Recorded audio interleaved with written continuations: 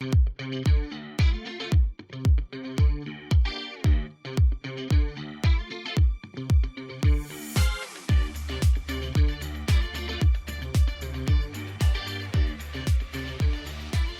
to the Hot Rod Hangout Podcast. Whoop whoop. I'm Matt. And I'm Ashley. And tonight, I think we got this figured out. I guess we'll find out after this episode if the new shit worked.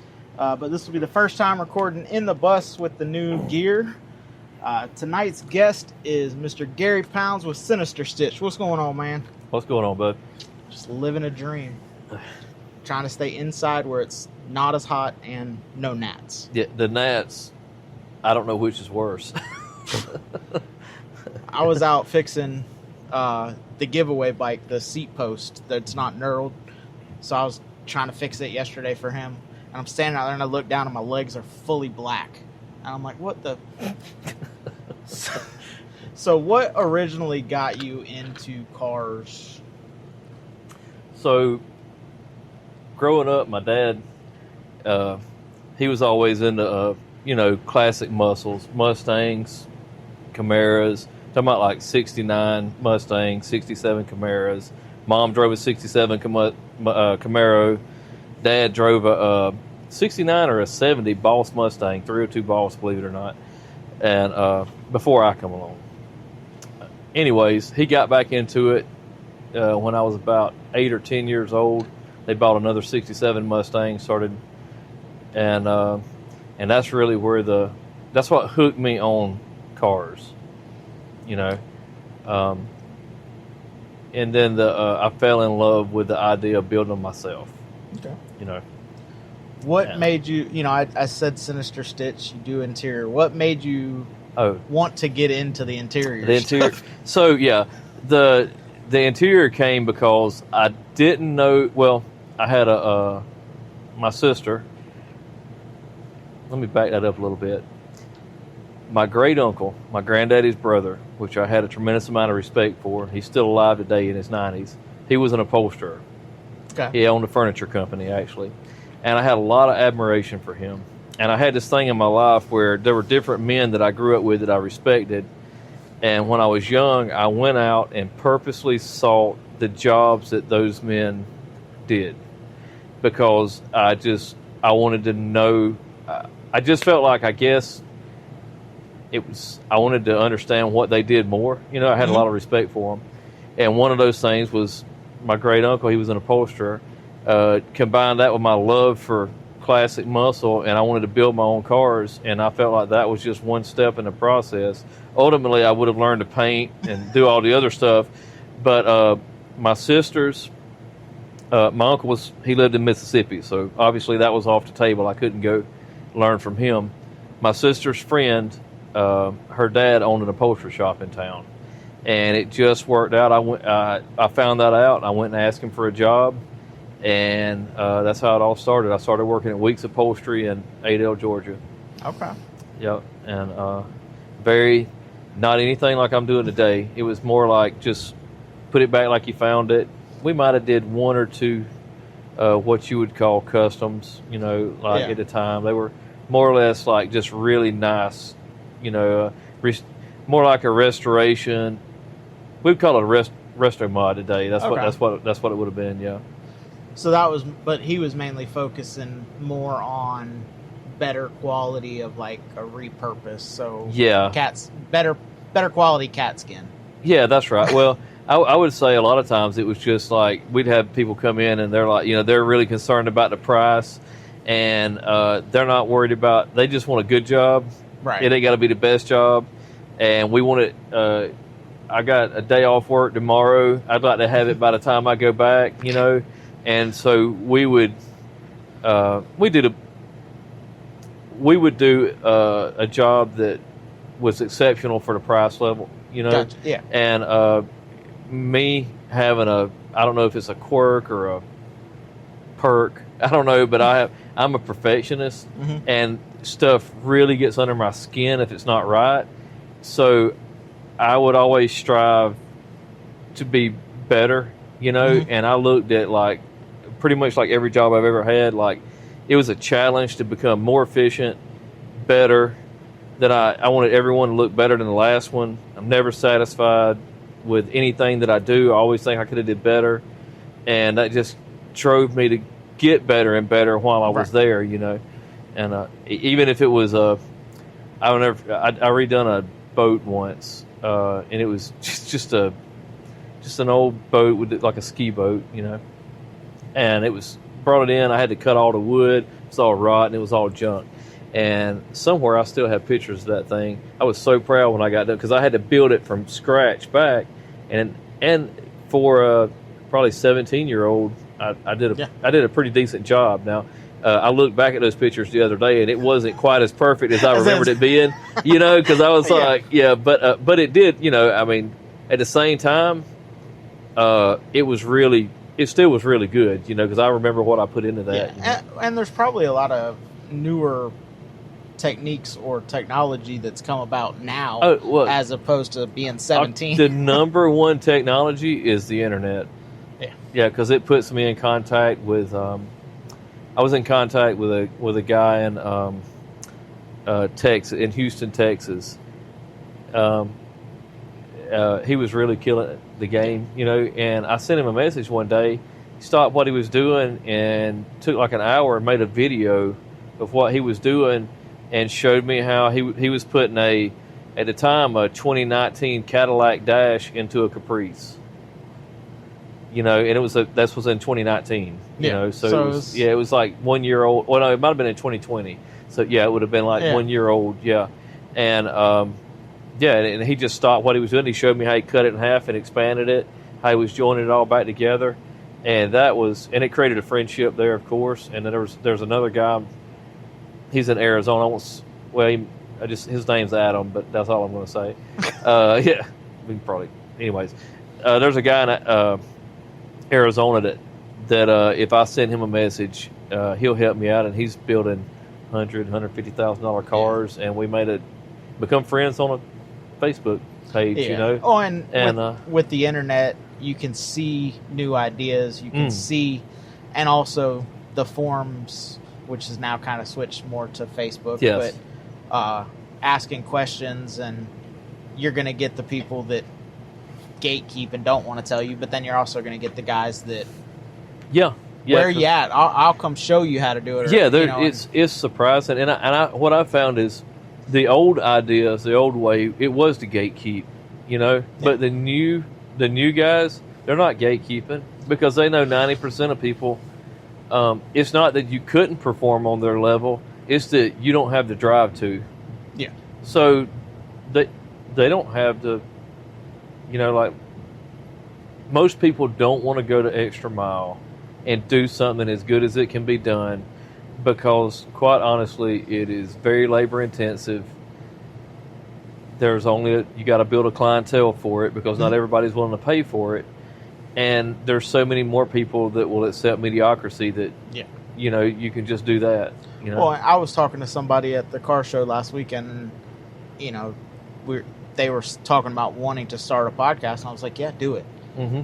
And they're like, but you do that. And I'm like, yeah, I believe everybody should have a podcast. If you want to talk to people, like, it's a great way, because I've met a lot of people that have become friends just because we sat down and bullshitted about their car or what they got going on, or shit, my car's up here getting painted because I reached out because his car was cool, realized that I had met him a year prior and just said, hey, nice Lincoln, and went on about it and completely forgot the interaction until we were on the podcast, and he was like, I was there. Yeah. And I was like, oh, no, you weren't. And he's like, yeah, I had an orange 54 Chevrolet, and I'm like, that's her car. And he's like, oh, yeah, you moved so I could leave. And I was like, oh, yeah. Now it clicked.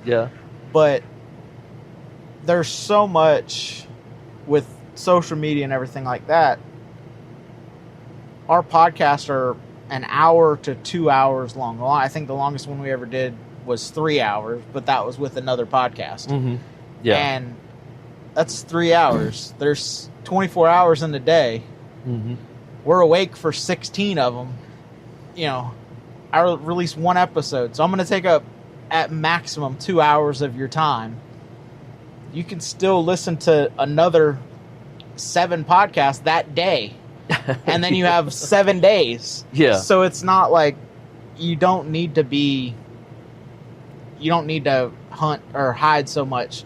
And that's the same with paint, same with interior is, there's a limited number of people that do the custom, like massive custom stuff. But you have, like you said, building a clientele, you have cars out there that, hey, who did that? Yeah. And, now. And those people talk to each other. You know, they tell, they have a friend who's building one, and he's like, I need somebody that can do interior. I don't really want to wait 24 months to get on wherever 200 miles from here, you know. And I say, oh, well, hey, I know a guy, here local, and I get referrals are probably half of my business, you know. And then I have repeat customers too, you know.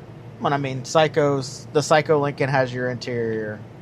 Josh Rowan with Snooki. Those are 2 big ones that have been in magazines. Which I've known Psycho since high school, so you know he's tells people about me. He's always done that.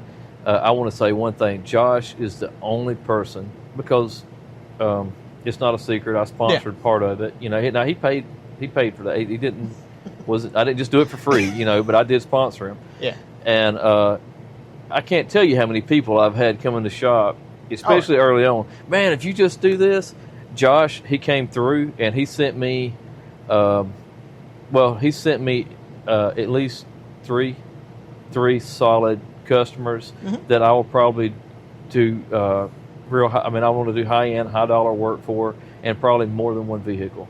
Yeah. You know, he is the only person that I had never met before until I did that vehicle that I actually did what he said he was going to do. So I'd like to say that. Yeah, that means something to me. And, and the Cadillac is going to be, I mean, that'll be, I mean, it's going to the West Coast. I'm hoping that you get some people that are like, hey. Oh, that would be awesome. Yeah. Because I did some Lincolns, and I did a Lincoln for one of Psycho's customers, and it got the attention of some guys on the West Coast that wanted me to build similar kick panels for their Lincolns that I made for that one. Yeah. The only problem was after I sent the Lincoln out, I didn't have a car to make make templates off of. Yeah, and that's But there's also I mean, and it's awesome to see.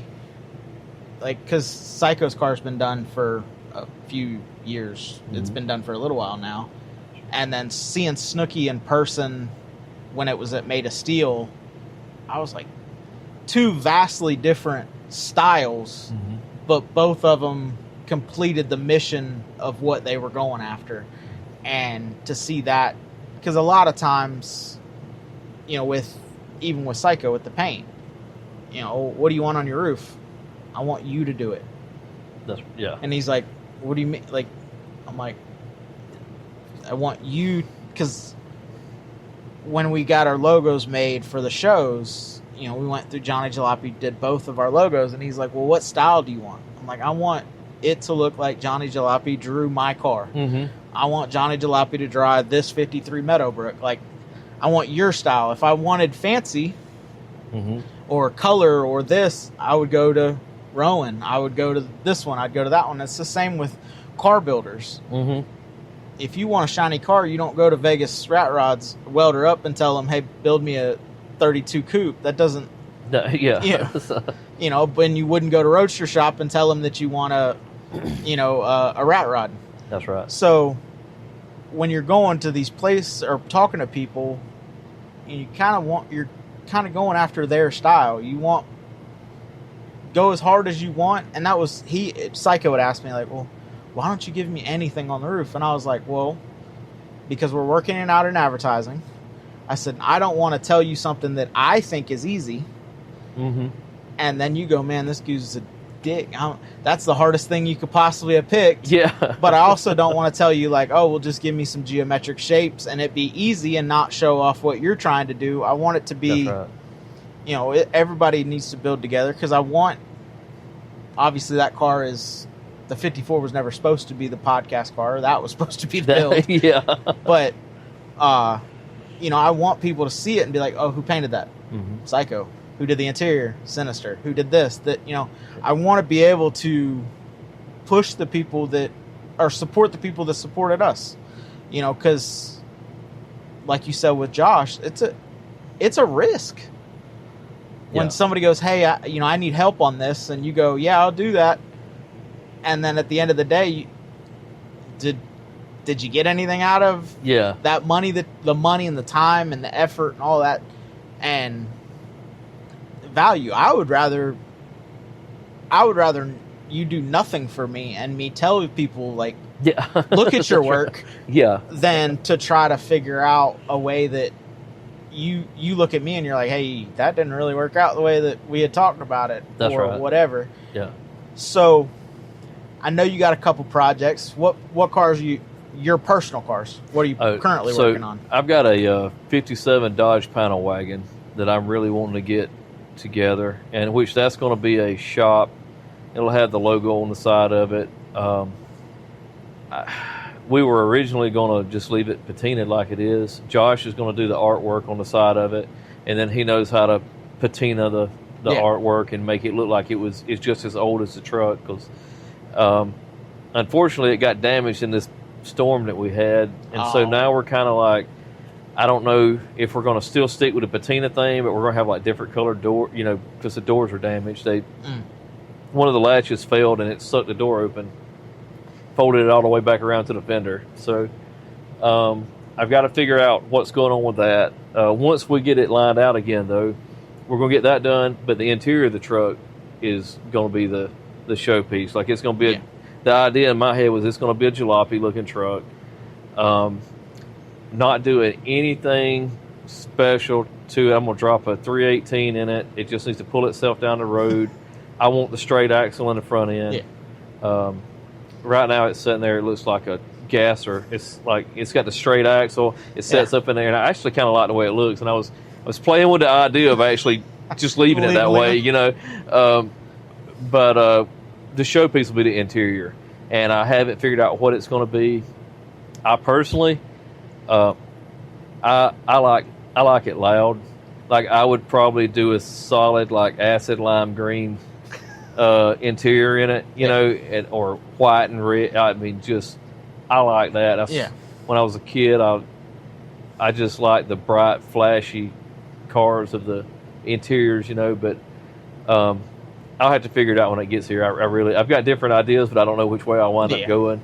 It'll either be extremely obnoxious, or it'll be really classic and timeless. Which is, you never go wrong with timeless. Yeah, I was gonna say there's a lot of that too. Yeah, you see a truck or car or whatever that the interior was done, and it's like, that's 90s. Yeah, that's nice. That's 20s. Yeah, that's right. Yeah, nice is always nice. I tell people, if you don't know what to do, just do it clean. Yeah. If you do it clean, everybody likes it. You're not going to have some people that like it, some people that don't.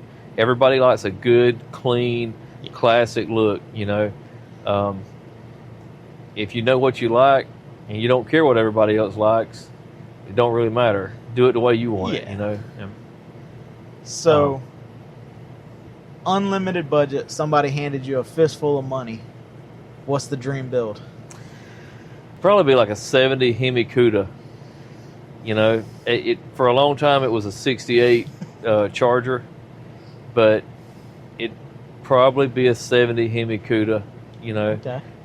That's it'd be pretty much stock looking. It'd be the green. I want the green, the black hood, the six. Well, they didn't have this. You know what? I'm gonna back up on that. It would be a Challenger TA 6-pack. That's 346. That's actually what it would be, because I love the way that looks. Yep. And it, green. Now the interior may not be. The interior would be whatever I wanted it to be. Right. Yeah. The outside, I'm in love with that look of that car. Just like it came. Maybe mess with the wheels or something on it. Yeah, there's quite a bit of options on wheels now. Yeah. We were talking with the Cadillac, because Supremes, and everybody runs Supremes. That's right. Spokes, we're going on a road trip. And I'm like, I'll put it on 20s. And I'm like, Then seeing it on the fat white walls and 15s, I'm like, it kind of looks good that way. So we're still trying to figure that out. And wheels will make a car or break it. Oh yeah. You know, I've seen a lot of, you know, it's like I've seen cars that I didn't like just like I'll give you for instance, the 70, 71, 72, 73 Dodge Darts. I've pretty much hated them my whole life. I saw one the other day, and it was my color. It was that green. It was that lime green, and it had I don't remember exactly whatever wheels were. I don't know what they were. The wheels that were on it. That car, that is bad. I love it. I like actually took pictures of it. I've got my eyes out for the car that I've set, because I've always hated Novas and Dodge Dusters. I thought they were the two ugliest cars. I like the big body. I like the Chevelles. That's what I like. You know, I either like that or I like the small ones, like the 66 Mustang, 67 Camaros, you know, and I just never, those were like, I don't know, I just felt like they were like in the middle, you know.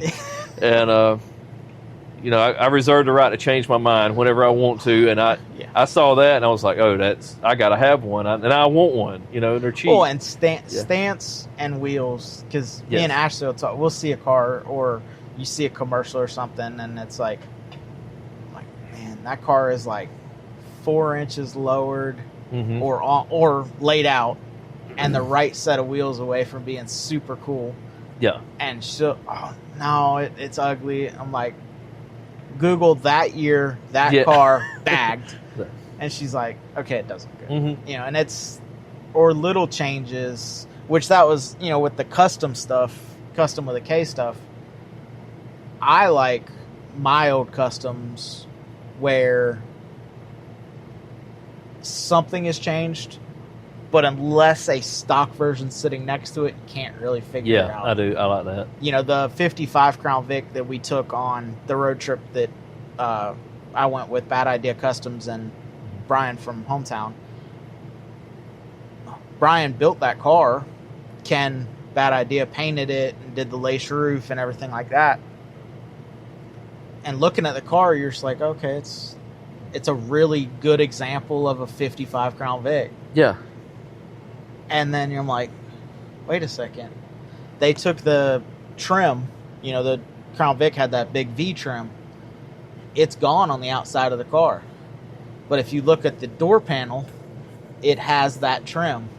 Yeah. So they just moved the trim to the inside of the door panels, and then white matched all of the knobs to the flaked roof. Like it all come together. And then it's Crown Vic, so the roof is chopped from factory. So by taking the emblems taking the trim off, well, it's a shoebox Ford that's been chopped now. Yeah. Because no one notices that, you know, that roof has the band. The roof still has the band across it. Yeah. So now it's like, well, wait, it's a chopped car. Well, no, it's a factory car. It just looks that way. And then, of course, it lays on the ground. So that's right. Yeah. Actually, it lays a half inch off the ground, which came in handy because we were very irresponsible and we ran out of air on the cruise and had to do like the last half a mile of the cruise with no air in the car. Oh, wow. Yeah. Yeah. The engine fan and the air compressor relay was one. I got you. So they both kicked at the same time. It blew the relay, or blew the fuse. So we had to air the car up, then put the fuse back in and shut the compressors off. So we only had 200 PSI to play with. I guess. And on the cruise, we're, you know, when the kids are out there or whatever. And Brian's like, I think it's got one more up. And I was like, okay. So he lifts the back end up, goes back down. We're like, all right, that's it. We have to leave it like this. Front end's still in the air. We can still turn. Everything's good. And I seen him reaching up for the switch. And I said, nah. And about that time, he hit the switch up. But there was only like 60 pounds in the front end. Yeah. So it just dropped. It's like, and then you got to make a left. Yeah. Luckily, it turns left. Yeah. Turned left real good. And then at the end, I'm like, dude, there's a gas station. Pull into the gas station. I was like, just ease it to the right. He's like, it doesn't turn right. And I was like, just try to ease it. And it turned, hit the fender, and we're going straight towards the crowd, and then having to argue with the cop. Like, dude, it doesn't turn right. We can either go straight, or we can stop and fix the car right here and block traffic. And no, you got to go right. Like, it doesn't turn right. So he ended up letting us go across and lift the trunk, flip switches on, get air. All right, we're good, go. But that was what started the whole we want to go back to the West Coast thing. Was while we were there, it was like, man, we got to figure out a way to get back here. Like, and the road trip aspect was, I mean, the show itself is awesome, but the road tripping, you know, we had 4 vintage cars. They were all pulling vintage campers. So it was like, you're cruising along. The 55 had just got a new motor and different motor and trans in it. So we're adjusting carburetor as we're going up. I don't care what they say. Hills. Mm-hmm. They were saying they weren't hills. We're going through Montana into Idaho. Those were hills. And, you know, trying to make adjustments, get everything lined out. And it was the camaraderie of that, and obviously the awesome show. And I was like, yes.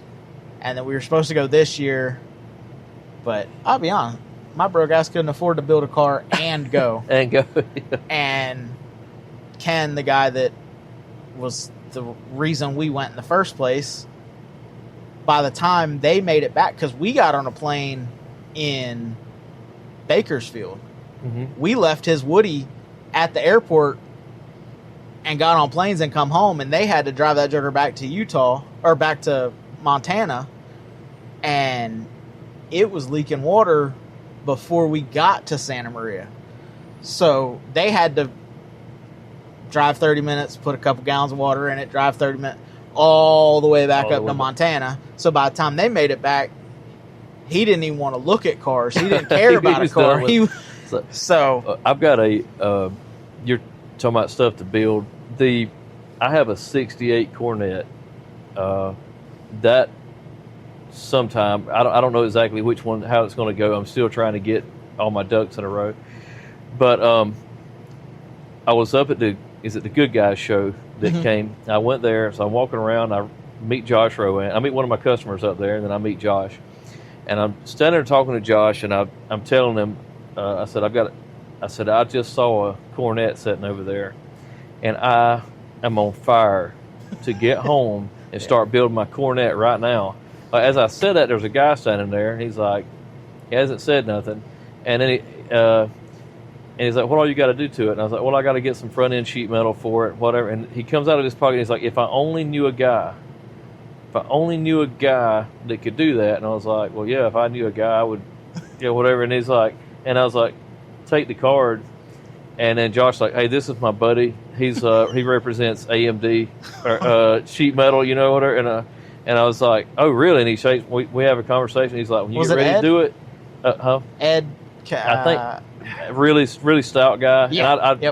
And I only met him for a second. He had to go, and he's like, when you get ready to do that, being you did Josh, we sponsored him. He's like, you hit me up, and I was like, oh shit, that just out of nowhere. Like I never thought anybody. I don't know why anybody would offer to help me do anything. Blew my mind. And like I said, now I'm on fire to get it going, and I love the new fuel injected stuff, putting it in the old cars and all. Yeah. But I love seeing it. I love working on it. One of my customers up there, a good guy, showed he had a 55 Chevy 210. Was his mom's first car, or it was his mom's car. It was his first car. He drove to high school, 4-door. He built it with an LS3, slammed it, put like 20. I think it's like 20 inch. But they're the retro. Like, okay. Yeah. I'm trying to remember which ones they are. But anyways, car is awesome. Then he did the same thing.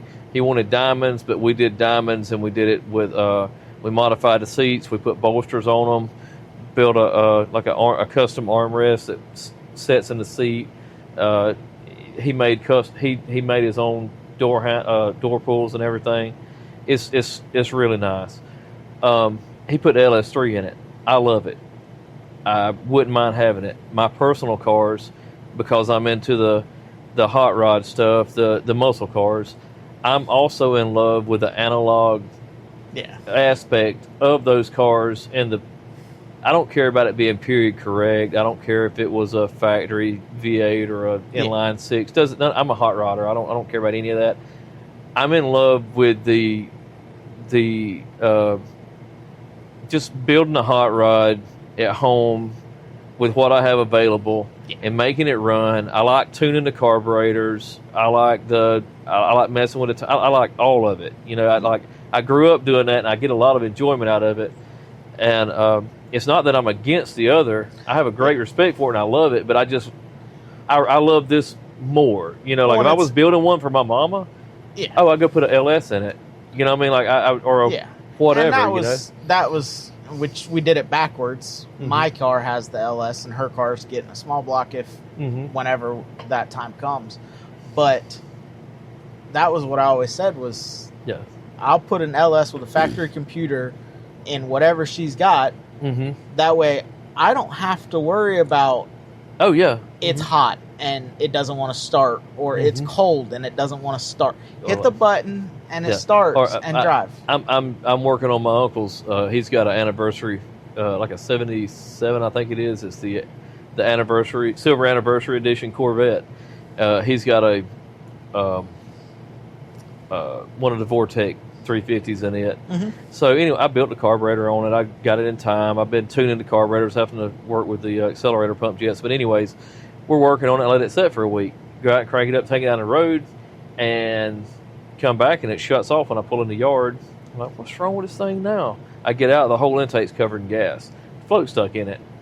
You know, I picked up a screwdriver, tapped the front of the carburetor. Blink. I left the hood up and let the gas dry, and went back out and busted it right off. It's running great. Pulled it up in the yard. You know, like I wouldn't want to stick my my wife off in that, or my my mom. And my caddy had the LS sitting in between the frame rails already, and it had a stock computer, but he had the Holly system there, so it was like, I'm not buying this kit to make. That's right. It was already there, and also the plan for that car, there's going to be some interstating. Oh yeah, and a turbo 350 on the interstate. Not really. Not ideal. Not ideal. No. You know, so that car is being built for the purpose of. Oh, you can probably get 20 miles to the gallon in it if you go away from that old stuff. You know, and go with some of the more modern. Right now, it gets shit because of the exhaust or non-exhaust, because it still has one long header. Oh yeah. And one short header. So, because I bought headers for it, but they're the wrong size V-band collector, so I was hoping I could use the old collectors, but I couldn't, so it was a little wonky at last weekend's show, and I'll eventually get it on there and play louds this weekend. It's going on a trailer, it's going to go there, I'll drive it off, I'll park it, air it out, load it up, bring it home, and then I can put it up on cribs out here and get the exhaust on it, and then we can finally get a tune on it and hopefully drive it around the way it is. And just kind of the plan is to try to have the body work and it in primer for Turkey Rod Run. Oh yeah, that's so it can go, because I made a joke that I wanted to win a Bad Apple, because the first Bad Apple show that we went to, it was a CNC Angry Orchard apple, and it was red, white, and blue American flag, and I'm like, America, I love it, I want one.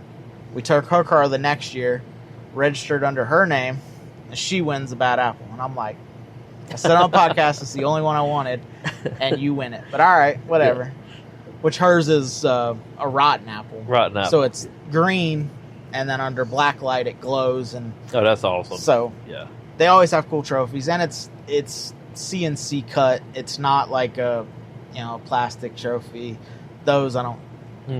Give me a moonshine jug, give me a skateboard, give me something that I can look at it and go, oh, that's that show. Yeah, that's right. I don't need to collect trophies. I have plenty of baseball trophies, karate trophies, car show trophies. They all look the same, other than the little dude on top.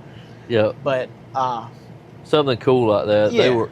I noticed over in at Barney, Dalton, they were giving. Yeah. I think it was Pistons. Yeah, the Pistons, and then Psycho obviously did a couple boards for them. Yeah.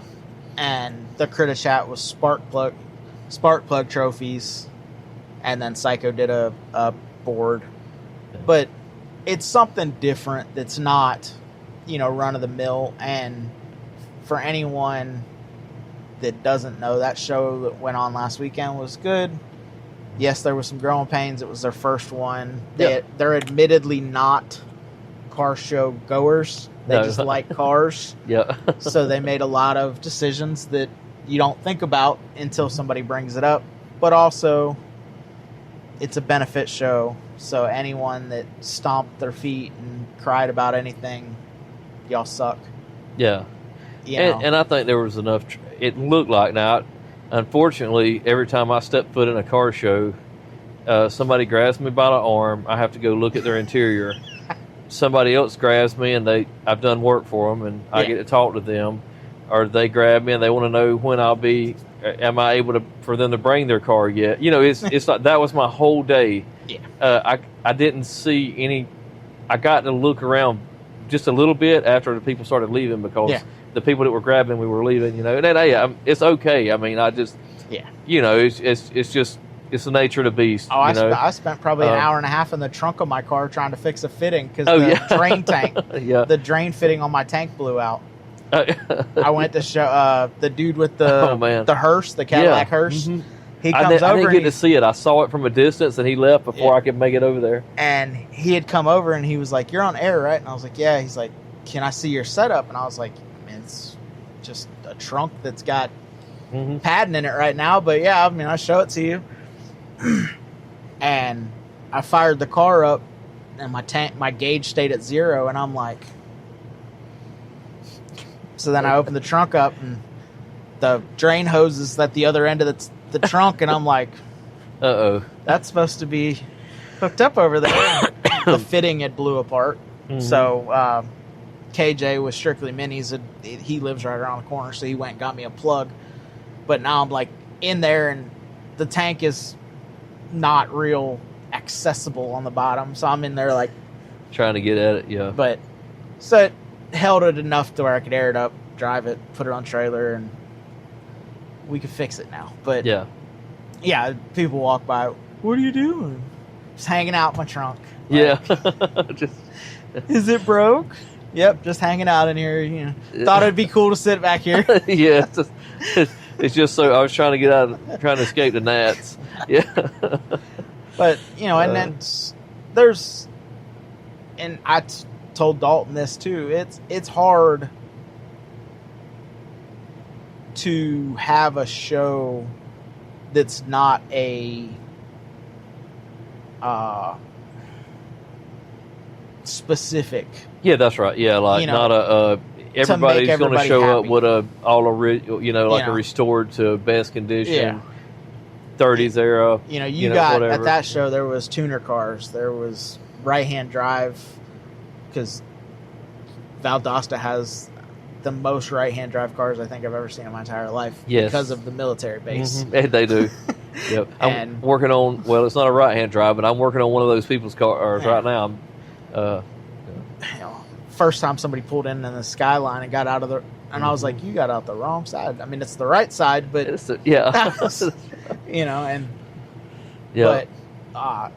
those guys, you had the classic, period correct or gently modified of the era cars. Then you had Cadillac laying on the ground on air. You had Lincoln laying on hydraulics. Then you had mini truck, Strictly Minis with their hydraulic trucks. And so you had an array of everything. And at Barney, you had patina cars, you had shiny cars, you had stock, you had modified. It's really hard to go like, okay, I got to pick 20. Yeah. And not cater to one. So now it's not really a top 20. It's like a top 5 of each category. I wonder, and I don't know how this would work, but because of the nature of that show, if you kind of just come up with some categories like best original, best modified, best, whatever, and maybe nobody shows up and you get to keep a few trophies for next year. But I wonder if you also just come up with one like crowd pick and just hand out something, and they can all like put little numbers, plaques on the car. You just write the number on the paper, go drop it in the box. Maybe that would probably lead to like an admission slip type deal. I don't know exactly how it would work for that show, but maybe that would give some gratification to somebody that showed up in something that there was no category for. They had a shot at winning. Well, and that was like the favorite. custom culture show. They did the top, I think it was 20 or 25, and then they did a best of each category, and that worked out a little bit better. But you're still going to get people that like look and go, well, why didn't I win a trophy and that one did? Oh yeah, and it's like, and there was a lot of deliberation, and I even was like, I saw that once at an event. But this was like a high school show, and which it was high school. There were some students walking around judging stuff like that, and I think it's good that the kids should take it serious. I don't know how serious the contestants should take it. It is what you're going to a high school show. You're not going. You're not going up to a good guys show. You went to a local high school. And the kids are out there. It's a fundraiser type thing, and and I saw one of the best, probably little. I think it was like a little 32 Ford. It was a pickup or a coupe. I can't remember. I won't even say any more than that, except it was a very nice guy. Had clearly spent a lot of money on it. Clearly. But sitting right beside of it was a Dodge Power Wagon that had the like all the extras on it from the factory, and it wasn't that nice, but it was orange, and it was bright, and it stuck out, and it was nice enough. Yeah. And it was an expensive vehicle in its own right. There was nothing not nice about it, but it didn't have, I don't know, however many hundreds of hours that 32 Ford had in it. And, but is a 19-year-old guy just walking around out there going to know that? He don't know. No. He doesn't know that, No, and also... And probably no teacher in that school knows that, know? Yeah. Or, and if they do, you're going to get... There's no such thing as being completely unbiased. No. When you're judging. No. When we did our show, we did a podcast pick, and the car had to be likable, but majority of the weight of what we picked was the story. Yeah.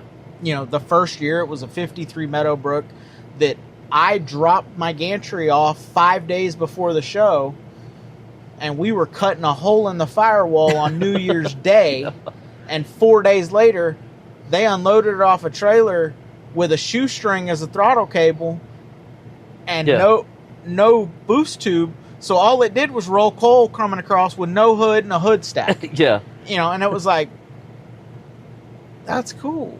Yeah, that's a different kind of cool. Yeah. The podcast pick this time last year was a BMW that I didn't even know. No, what was it? A BMW or a Benz, but it had a Toyota diesel in it. Oh, okay. From factory. Oh. And I didn't know that. Nah. So, and I'm like, we're looking, there was 3 of them. It was a father and 2 sons. And one was a gas job. One, it was they were BMWs. One was an M5. He put M5 badges and like did the performance side of it. And then one of them was a diesel, and I was like, "Oh, you did a diesel swap?" And he was like, "Nope, factory." And I was like, "No, nice try." And he was like, "No, I'm serious. It's a factory car." And then his dad was like, "Yeah, I have one too." And I'm like, "Okay." I got to talking to him. The dude drove from North Carolina. Holy smokes! Yeah. To come down to visit family, and then was like, "Oh, there's a show, so we're going to go to the show." So technically, he didn't drive. Yeah. down for the show, For the or show. he got longest distance driven. But Yeah. still, it was a car that, Yeah. and I'm like walking away and I'm Googling, like, because I still, Is he serious? I'm Yeah. 5 cars down and I'm still calling bullshit on this guy. Yeah. You know? And I wanted Google to tell me that he was lying, you so I could could walk- walk back there and be like, you lie. But Yeah. no, it was, it's like 500 of them or something. Yeah, like, and yeah, it was just 1 year. ultra and, rare. And I was like, that's super. And the dude's like, yeah, I got like 36 miles a gallon coming down the interstate. I'm like, Yeah, oh yeah. Yeah. that's cool. And, you know, we always made it simple because I didn't want, if you give out a limited number of trophies that are just picks, then you kind of eliminate that whole everybody being mad, Yeah. but also you also limit the people that are coming because they want the trophy. Yeah. So it's kind of a double-edged sword, but that was what we chose. And then now we're not doing a show. We're going to do the road trip to a show every year. And next year it's West Coast. Following year it may be something over here. Mm-hmm. It probably will be something over here because I'll be financially recovering from the 2,600 mile trip. Yeah. But yeah. you know, so what is a show or event that you try to make every year,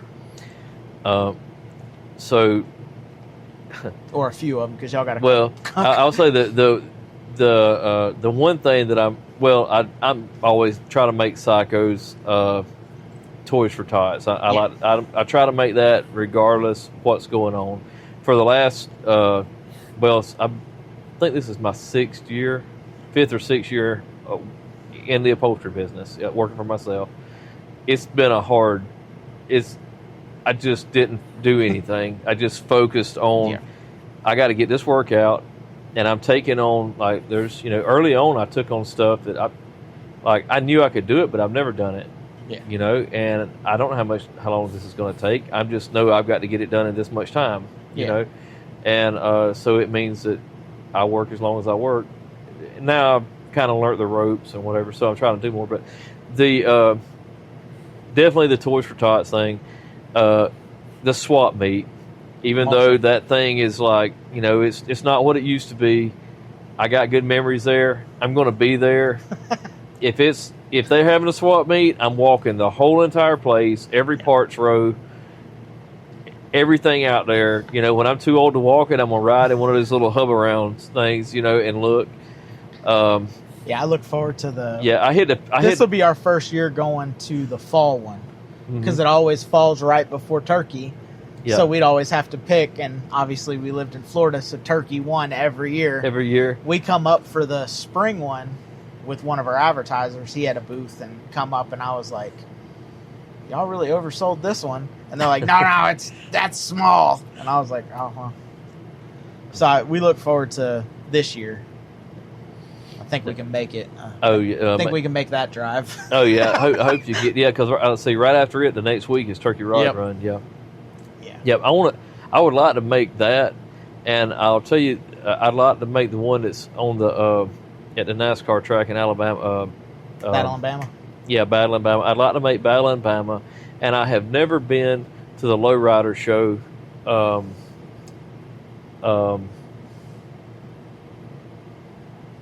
Psycho, he's went to it every single year that it's Slamfest. Slamfest. I've never been to Slamfest.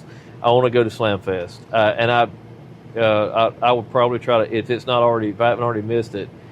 It's October. It's okay. That's what I thought. So I'm going to do everything I can to make that this year, because I've never been to a lowrider. Well, I don't think it's just strictly lowriders. Yeah, it's more now, mini truck or more. Slamfest has kind of encompassed everything now. Yeah, and I think everything's doing that because it's yeah. Well, no, we just lost Eastbound Get Down, which was the weekend after.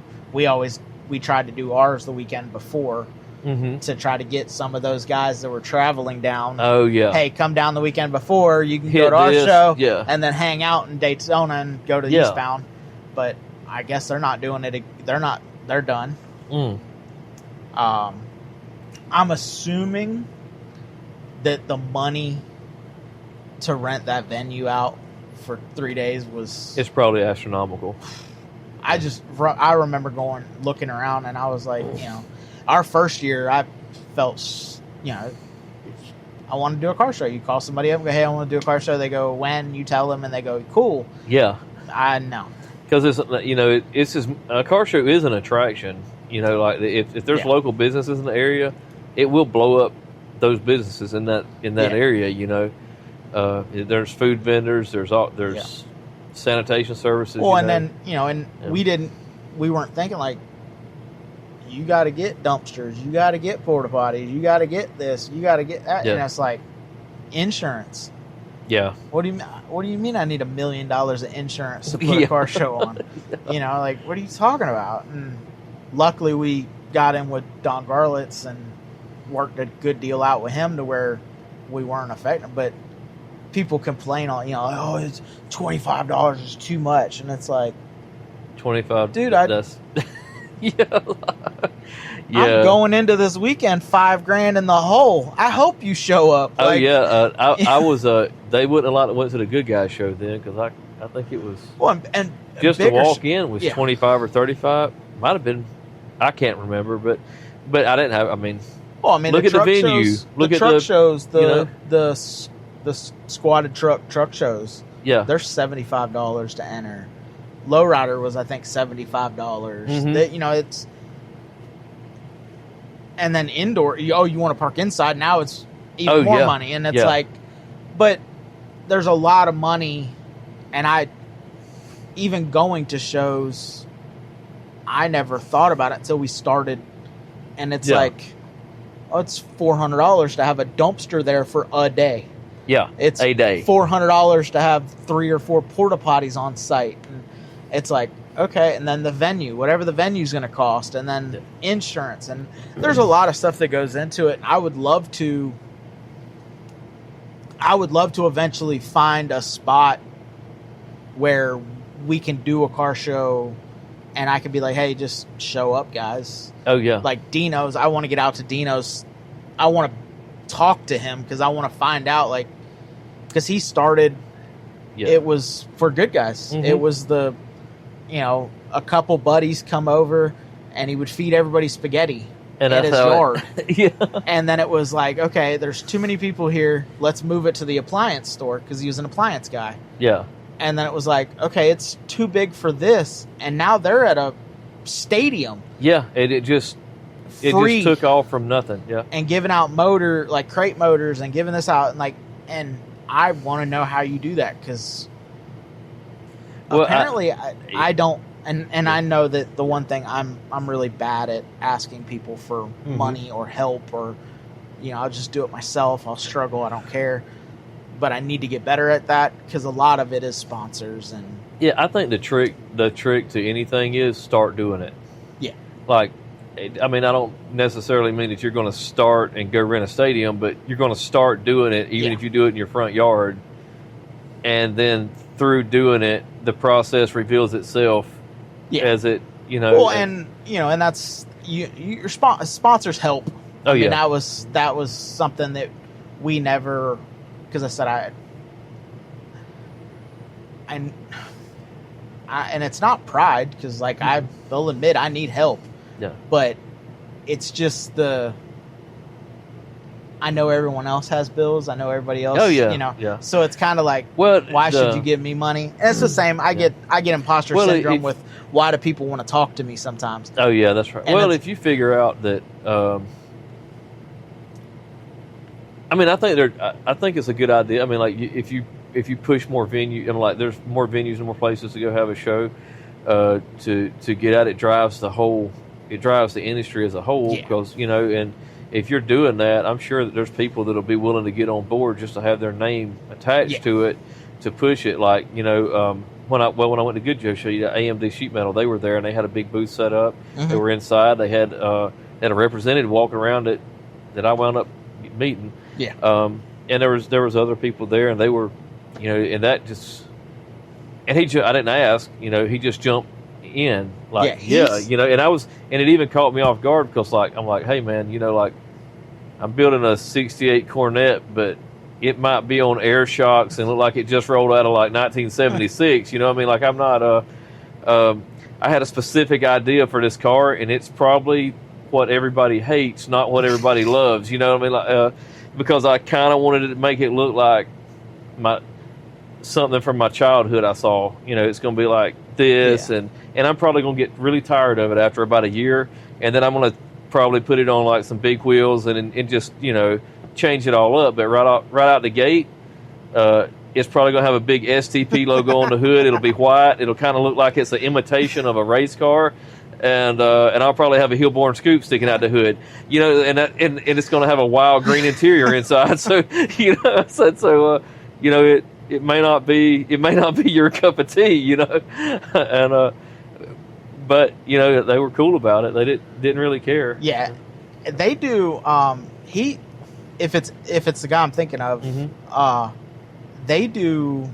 He does rather, not AMD, but he does a cruise in somewhere around here, like a parking garage cruise. Really? Where they take over the parking garage. Oh, I didn't know that. Yeah. I'll have to, because I reached out to him on TikTok when we were up here, or when I was up here, and I was like, man, where are you doing this at?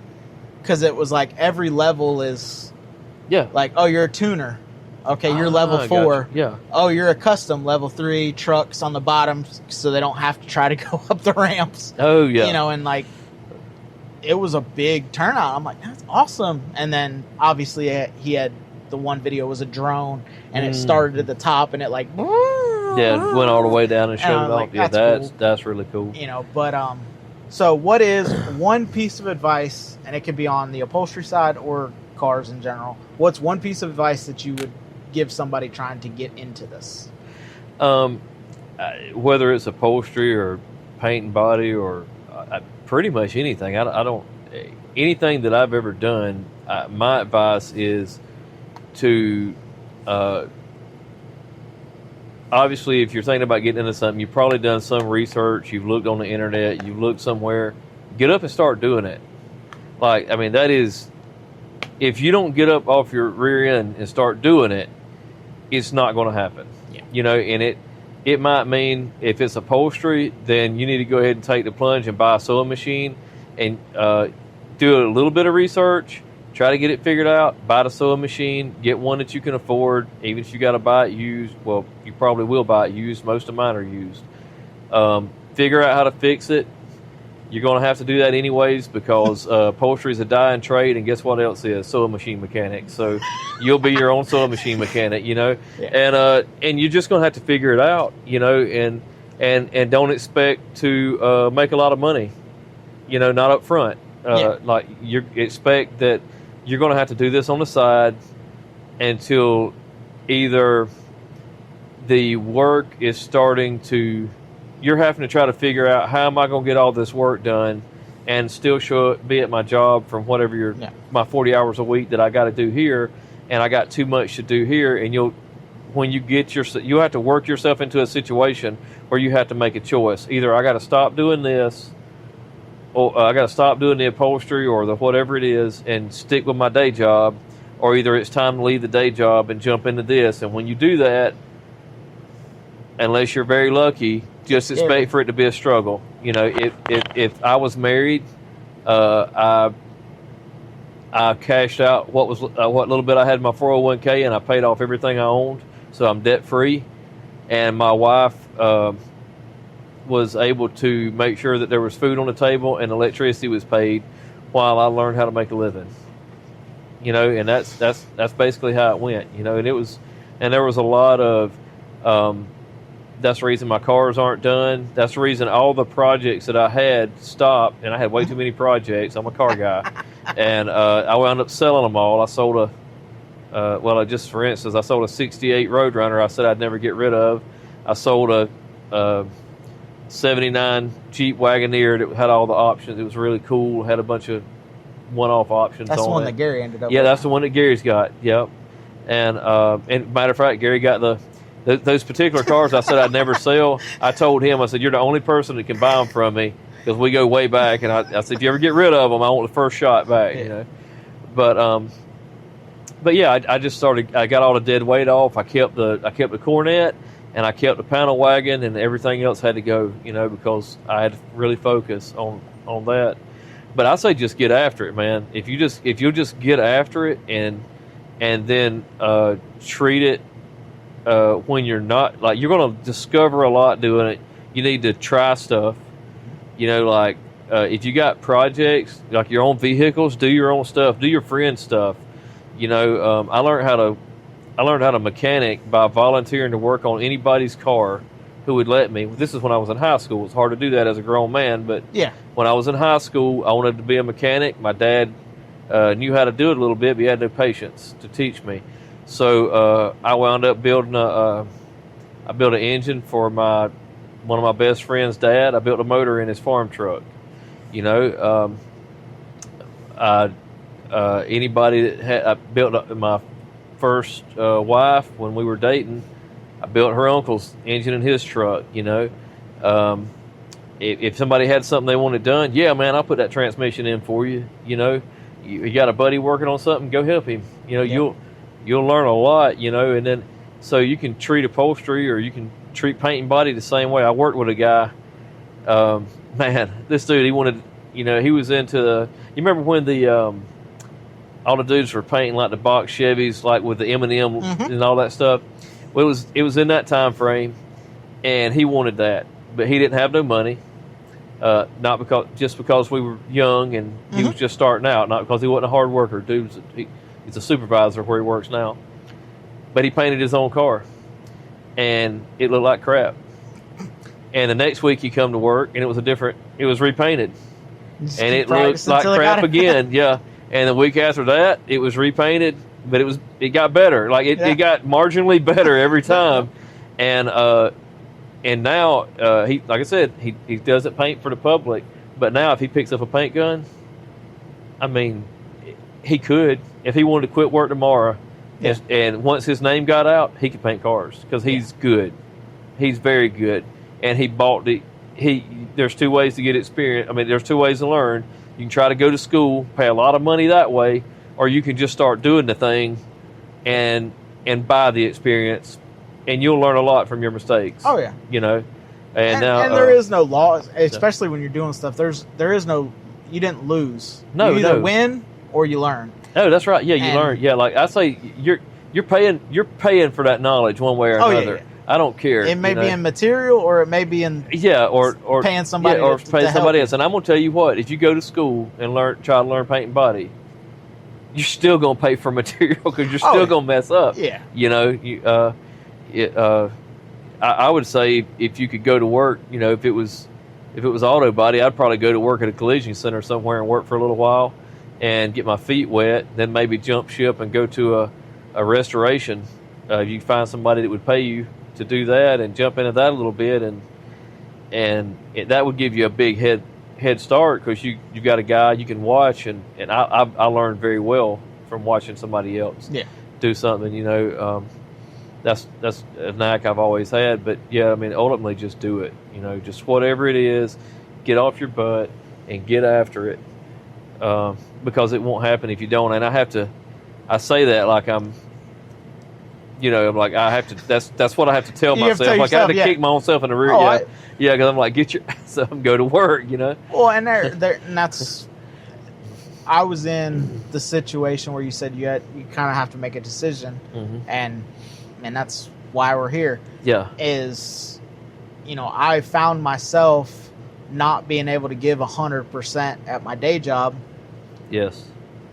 And I couldn't give 100% to this because there wasn't enough hours. That's right. Or I would be at work and I would see a cool car.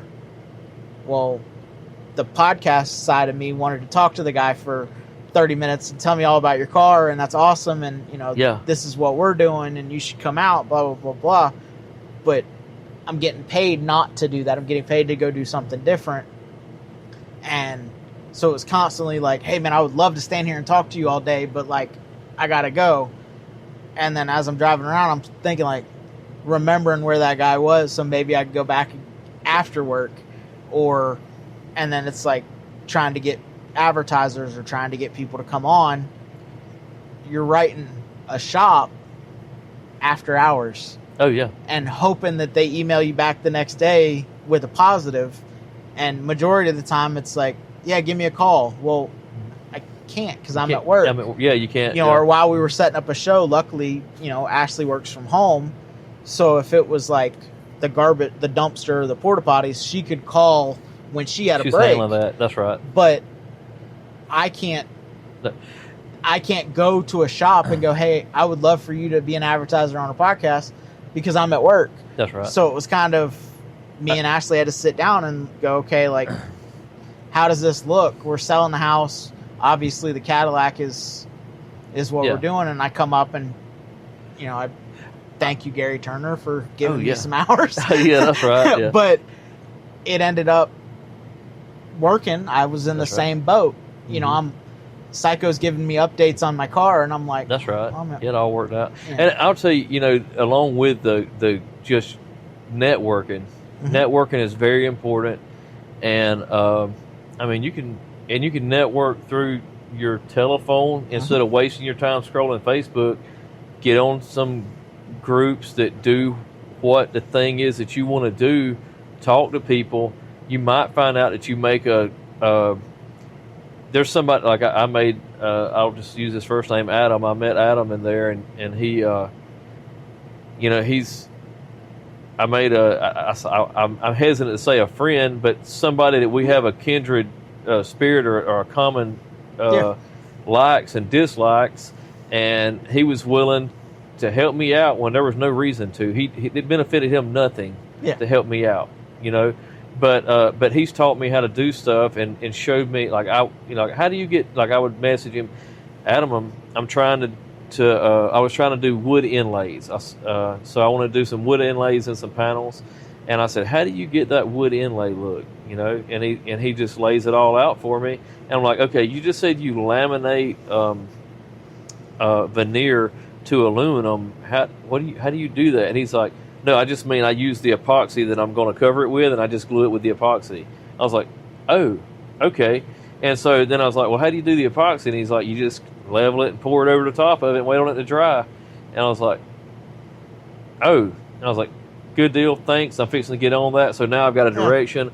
I get, you know, instead of worrying a guy that's, you know, probably making $200 an hour, and I'm sitting here like wasting his time. Now, thank you for pointing me in this direction. I'm going to go learn how to do epoxy off a YouTube video, or I actually wound up calling a cabinet. I had a friend that worked in a cabinet shop, and it hit me. I was like, oh, he'll know how to do that. So they give me the rundown. I need some epoxy and a heat gun, you know. And it's not for nothing, because he may run into something.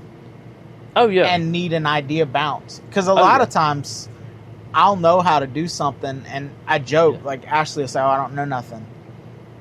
And she'll be standing on the other side of a project, and I'm looking at it this way, and there's not a way that'll go in there. And she's looking at it from the other side and goes, well, hey, if you just 4 steps to the right. I'm not even going to lie to you. There was a point in what I'm doing right now, when I had took on so much work that I was 24 months out. Okay. And I had to get to this is when I first started. I was like, I can't even plan that, because I don't know what stumbling blocks I'm going to run into in every job. And I run into one, you know, and then, like, you know, you wind up losing some of those customers because it's a long time. And if they can find somebody faster, they go there. And I don't blame them, you know. Yeah. And that was a learning curve on my end. But that being said, like, if I know another upholsterer that's good, and that one was just messaging me a while ago, I will tell customers, like, look, what are you looking for? Okay. Like, I know somebody that'll fit that bill. You willing to go to Albany? Because I know one here. You willing to go over to Nashville? There's a guy there that'll do what you're asking for. You know, and he's not backed up as I am. You know, and I'm not being rude. You know, I'll do your work. I'm just trying to service the customer better, because the work on my end, the work doesn't stop coming, and I'm thankful for that. Thank God it never stops. And it comes back because you know, they hopefully on their end, if they get something that's, you know, either above their skill set, or that they just don't want to do.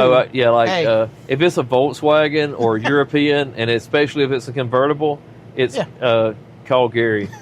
You know, like he'll do that stupid thing. It's like and that's because there's just anyway, certain cars they have certain like nuances that a lot of people just don't want to deal with. Like I can do all these other things, and I don't have. They have plenty of work too. They're like me. They got plenty of work too, and they just don't want to deal with that. And they'll send that to me, and I'm happy to do it. Well, and I assume that upholstery is the same as talking to Psycho about paint is. Oh yeah. He doesn't want to do like plain Jane single color. Oh, I've called him like, hey, do you want? I got a customer. He wants this. What else he want? Well, he wants it painted black.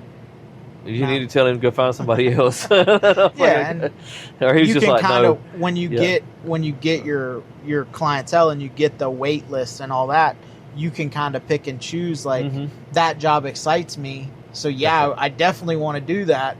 That's right. Whereas this one, like, I could do it, but it's going to take away from the other project that I got at the same time. I want to say something, and it's not for me or you, but for anybody that's listening.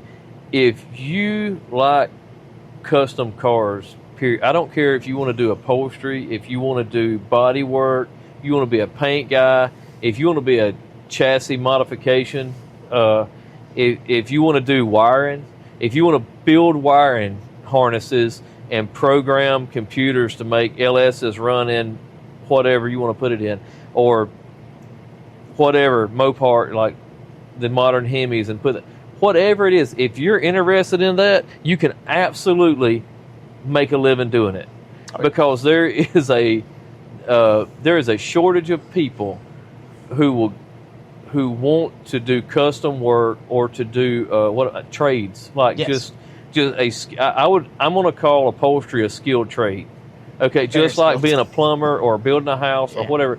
Like nobody is doing. The people that are doing it are dying.